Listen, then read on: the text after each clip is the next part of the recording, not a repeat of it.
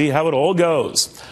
All right, on to another development here, and this Iran deal. Now, to hear a lot of folks tell at the White House, it's looking dicey, and it's going to be rejected in both the House and the Senate, but not by a margin that would be able to override a presidential veto. Let's get the reaction to all of that from Republican Congressman Mike Pompeo on what happens now. First, to this Iran thing, and I want to talk to you about all these documents and everything else getting released, but on this Iran thing and the likelihood that you can have enough of members voting against this to override the president.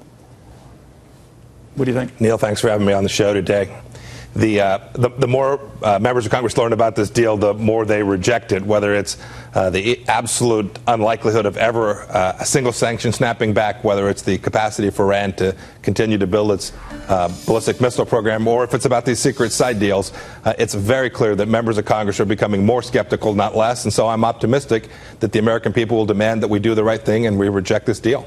All right, now, I get a sense that after Nancy Pelosi's remarks yesterday that it's an exquisite deal, that kind of stuff, that she is trying to keep her own members in line, and the president personally imploring a number of other Democrats who might be on the fence to do the same, that if they just can keep those numbers down, it will deny both the House and the Senate to get those majorities. Have you heard any word among those Democrats that argument is winning?